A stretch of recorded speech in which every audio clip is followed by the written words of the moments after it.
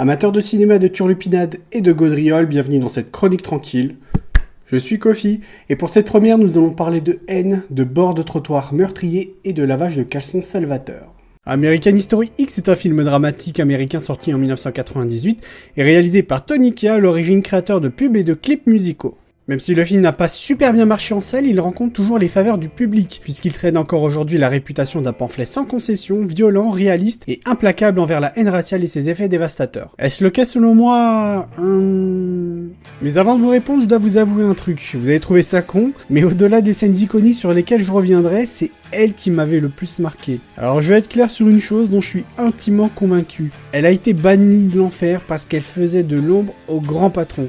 Je trouve cette actrice effrayante à un point que ça en est génial. Dommage d'ailleurs qu'elle soit sous-exploitée ici. Enfin bon, je digresse.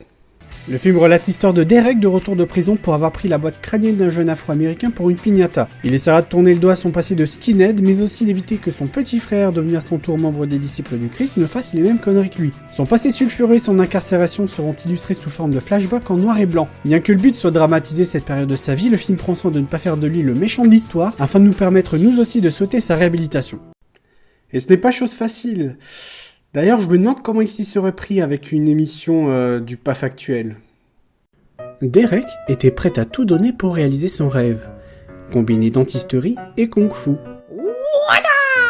Ça ne s'est pas déroulé comme prévu. Alors après une retraite spirituelle de 3 ans, il revient à Venise, où il a laissé le souvenir d'un homme proche de sa famille, accueillant et très féru de philosophies étrangères, particulièrement de celle de l'Allemagne des années 40. Ne vous fiez pas aux apparences, car derrière cette moue boudeuse et ses tatouages folkloriques, se cache un océan de tendresse. Bon, 2-3 détails près. Le présent, lui, aide le spectateur à se mettre dans la peau de Derek. Son traitement est différent et ça se voit. Déjà, y a de la couleur, mais c'est bien la couleur. Du boulot de pro. Mais pas seulement. Le groupuscule y est filmé et présenté de façon nettement moins glorieuse que dans le passé. Alors que de la bouche maléfique de cette succube de l'enfer, ils sont plus forts et plus organisés que jamais. Cela traduit le changement de vision de Derek. D'abord l'idéalisation, et ensuite la réalité.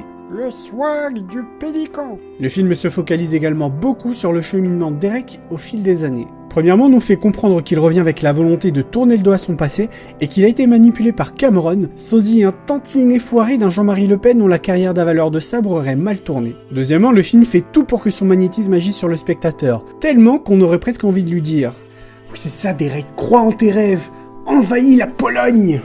Mais qu'on ne s'y trompe pas, bande de fiefs et gredins, il ne s'agit pas de promouvoir la magnificence du Troisième Reich, mais d'illustrer que dans son aveuglement, il se sentait investi d'une mission quasi divine. Son intelligence et son sens de la famille sont là pour rendre sa rédemption non seulement plausible, mais aussi souhaitable par le spectateur. Il y a aussi ce que j'appelle le facteur Norton. Avec sa tronche de gendre idéal, il y a absolument rien à faire. Il peut faire les pires trucs de la terre entière, genre bouffer le dernier pépito et remettre le paquet vide dans le placard, comme ça au hasard, qu'il s'en tirait avec une séance de gratouille derrière les oreilles et un poutou-poutou sur la truffe. Mais Derek n'est pas seul, sa famille aussi pêche chèrement les conséquences de ses actes et entre autres Danny, avec qui la relation fait office de fil d'Ariane du récit. Et si le film ne peut pas s'empêcher de lier absolument leur destin, je suis désolé mais pour moi ils sont très différents. Physiquement tout d'abord, pendant que le premier est un pur athlète, l'autre tient plus avec sa clope au bec et un peu caché un toxico de la Villette. Ensuite il ne semble pas avoir les mêmes objectifs puisque le but de Danny semble plus impressionner son frère que de devenir un leader, même s'il affirme « Les gens me regardent et voient mon frère ». Le costume semble être trop grand pour lui, certainement afin qu'on partage le même instinct de protection envers lui que Derek. Et ça marche, même un peu trop bien parce que je doute qu'il survive à une varicelle. Cela expliquerait aussi pourquoi il décide de quitter le groupe aussi facilement. Mais j'y reviendrai. Danny ressemble plus à un sale gosse farceur qu'un leader extrémiste. Le genre qui ne trouve rien de mieux à faire qu'à donner à son prof d'histoire juif un devoir vantant les mérites de Mein Kampf. Finesse et volupté. Il partage néanmoins cette intelligence, ce sens de la famille et ce charisme dont je parlais précédemment. C'est naturellement l'aîné qui reprend la place d'homme de la maison à la mort de son père, dont on peut dire qu'il est, juste avant son trépas, celui qui sèmera dans le cœur de son fils la graine qui mènera la famille à son triste sort. Trop jeune pour ce rôle, il nous gratifiera tout de même d'un pétage de plomb, qui me fait penser qu'avec lui, Top Chef serait quand même un petit peu plus fun. Allez, redis-le que mon bœuf il est pas cuit. Il semblera heureusement décider à son retour à se conduire en fils et en frère plus apaisé. Mais qu'est-ce qui a pu changer ça ?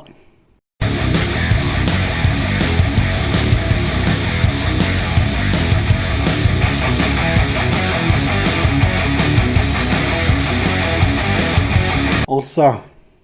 Twinkle, twinkle, little star, how I wonder what you are. Lorsque Derek arrive au pénitencier de Chino, il découvre un monde régi par des groupes bien définis. Il devrait être content, sauf que... non en fait. T'as intérêt à longer les murs. Parce qu'en tôle, c'est toi le nègre. Pas moi. Afin de survivre, il s'alliera naturellement au gang des néo-nazis. Lamont, un co-détenu noir qu'il est obligé de côtoyer, sera une des causes déterminantes de son revirement. À travers lui, son regard sur ceux qu'il voyait comme des parasites va changer, et une amitié qui semblait impossible va alors se développer. Vous vous appelez négro toute la journée, tout le temps. Bah alors pourquoi j'ai pas le droit, moi? Sans pousser trop loin la masturbation intellectuelle, on peut voir dans le fait qu'ils lavent le linge ensemble un symbole. Un panier de linge crado, un rabbin rigolo, et un billet pour Berlin. Fini la Seconde Guerre mondiale. On aurait dû y penser plus tôt. Il finira par payer de sa personne ce que ses copains tatoués verront comme une trahison. Sweeney, son ancien prof, arrive et lui assène le coup de grâce. Et là, je suis désolé, je vais sortir un petit peu du cadre de la chronique tranquille, mais je suis obligé d'intervenir. C'est quoi cette technique de vieux farfadet enragé? Bordel, mais tu vois pas, il a mal là, il souffre. Mais compatis un petit peu, qu'est-ce que t'es venu l'achever ou quoi? À sa décharge, faut reconnaître que cette question est plutôt pertinente. Est-ce que ce que tu as fait t'a donné une vie meilleure? Il décide de s'asseoir sur ses idées. Maintenant l'atterrissage. Quitte le gang et se retrouve sans aucune protection. Il pense donc ses jours comptés, mais il s'en sort grâce à la bienveillance de Lamont, son seul ami désormais à Chino. À son retour, monsieur a beau être aussi câlin qu'un épagneul japonais, les siens se retrouvent par sa faute dans une situation assez délicate. On voit à travers Seth qui débarque comme s'il était chez Mémé que le gang tient son frère sous son emprise. Il décide d'aller au rallye des nostalgiques du moustachu, histoire que sa famille soit enfin tranquille. Mais les choses ne se passent pas comme prévu, évidemment. Avec Stacy d'abord, on passe de ça.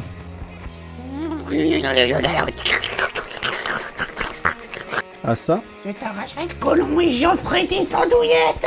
Puis avec Cameron, qui l'allume bien gentiment. Non, parce que les câlins, ça va 5 minutes. Il se rend compte qu'il est numériquement dans la dèche et décide de s'enfuir. Putain, j'aurais dû envoyer un recommandé, moi. Un peu plus tard, il raconte à Danny les joies de la douche en collectivité, ce dont il ne doit pas être fan, parce qu'en 2 temps 3 mouvements, il décide de tout plaquer. Et la pureté de la race blanche, t'en fais quoi, connard? On lui a mis 6 points de suture. Enlève-moi cette merde. Suite à ça, la police et Sweeney veulent faire collaborer Derek avec eux. Le seul souci étant qu'il se sent tellement traqué qu'il en fait plus caca. Ce qui est assez intéressant. Pas l'histoire de constipation, l'autre truc. Parce que ça fait prendre au film une toute nouvelle direction. Sauf que Tony Kay, franchement, ils étaient là à se faire des câlins, des bisous. Moi, j'écoute pas des câlins et des bisous dans mes histoires. J'écris des gens qui se tuent, je veux de la violence et le choc. Alors j'ai dit tuer ce petit con. Et c'est ce qui arrive, le jeune Black à qui Danny avait soufflé sa clope à la figure, débarque comme un cheveu dans la soupe et là-bas.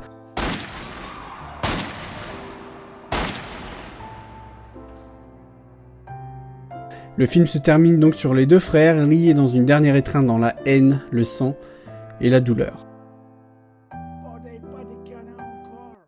Que penser de ce film ? Parlons déjà de la fin, elle sent le bâclé et pour cause. Elle devait normalement montrer Derek basculant de nouveau dans la haine, mais Norton, pour des raisons artistiques ou d'ego, on ne sait pas, refusa, le poussant à reprendre en main le montage du film. Ce qui foutu un sacré bordel. Je trouve sa culpabilité à la fin pas évidente du tout. Mais pourquoi Il se sent responsable, certes, mais j'ai beau retourner le problème 100 fois, je piche pas vraiment. Y a aucune espèce de vengeance là-dedans, c'est juste que Danny a trollé un mec un petit peu plus con que lui. Au-delà de ça, c'est peut-être parce que Kay est à la base un publicitaire, mais j'ai l'impression qu'il peut pas nous présenter ses idées ou ses personnages sans essayer de nous les vendre et de les enrober dans une espèce de packaging un petit peu bizarre et inapproprié. Alors ensuite, si vous voulez des scènes fortes, vous allez être servi. Mais j'ai jamais vraiment compris pourquoi il tentait autant de choquer un public qui est largement acquis quand même à sa cause. On sait à peu près tous que la haine c'est mal. Je veux dire, même le fait de le dire, c'est un cliché assez incroyable. Avant de revoir American History X, et si comme je l'ai dit, le souvenir le plus marquant c'était la concubine du malin, les autres scènes dont je me souvenais c'était les scènes dont tout le monde se souvient, le repas, le trottoir, la douche et la fin. Le reste m'avait vraiment pas beaucoup marqué. Une autre chose m'a gêné, alors que son basculement dans le néonazisme est plutôt bien illustré, autant émotionnellement qu'intellectuellement, il y a qu'à écouter ses discours. Lorsqu'il s'en sort, on a l'impression que Derek a subi son changement plus par le prisme de l'émotionnel que de la logique. Et il le dit lui-même. J'étais encore plus largué, j'en ai marre de traîner cette haine, Danny. J'en peux plus. Ça pour moi, c'est pas renoncer à la haine. C'est être un RTT du nettoyage ethnique. D'ailleurs, ces discours fanatiques plutôt percutants ne trouvent qu'une opposition assez molle dans le film. Et puis, qu'est-ce que c'est que ce discours à la fin? Ah, je suis peut-être aigri ou de mauvaise foi, mais à chaque fois que je l'écoute, c'est ça que j'entends. Sois la bienvenue à Bisouville. Maintenant, détendez-vous. Ce film n'est pas mauvais. Mon greffe sur la fin porte surtout sur le fait que le film s'arrête à un moment où il aurait pu prendre un tournant vraiment intéressant. Il y a peu de scènes inutiles et le récit suffisamment rythmé pour que les 2 heures passent toutes seules. Si la mise en scène est un petit peu maniérée, il faut reconnaître qu'elle reste redoutable d'efficacité. Par exemple, prenez cette scène lors de l'arrestation de Derek. Elle résume à elle seule à peu près tout le film, et moi personnellement je la trouve assez forte. Cependant, pour toutes les raisons que j'ai citées, j'ai du mal à considérer ce film, contrairement à beaucoup d'autres, comme le fer de lance de la dénonciation de la haine et du racisme. Je le trouve assez maladroit et superficiel sur ce sujet. Mais pour tout vous dire, je m'en tape un petit peu en fait. J'ai pas besoin d'American History X et de ses gros sabots pour connaître les travers de l'extrémisme sous toutes ses formes. Si j'apprécie ce film, c'est pour d'autres raisons, et j'ai envie de voir, au-delà de l'œuvre moralisatrice et pédagogique, qu'il tente cependant d'être parfois. Pour moi, c'est avant tout l'histoire d'un homme qui est allé trop loin, mais qui essaie de se sortir d'une spirale infernale. Pas seulement pour lui, mais pour sa famille. Ne pas avoir fait de Derek qu'une brutasse épaisse, mais un personnage qui évolue à travers ses qualités, ses défauts, la force de sa relation fraternelle et ses malheurs, fait appel à notre propre tolérance. Un homme qui a commis l'irréparable peut-il prendre le chemin de la rédemption? En a-t-il le droit? Se détourner de la haine l'en protège-t-il pour autant? J'apprécie beaucoup la façon dont ce film présente et illustre les relations familiales. Je trouve sur ce point parfois très juste, sauf pour les repas de famille qui quand même étaient un petit peu moins violents chez moi. Il faut pas non plus oublier que c'est en tournant le dos à son passé qu'il fait enfin le deuil de son père et rompt avec l'une des dernières choses qu'il ait gardées de lui. Voilà ce que j'en retiens. Je vous mentirais si je vous disais que ce film ne m'a pas marqué. Sinon, je l'aurais pas choisi pour le premier épisode. C'est le cas, mais pas pour les mêmes raisons que la plupart des gens. Et au fond, est-ce que c'est vraiment grave ?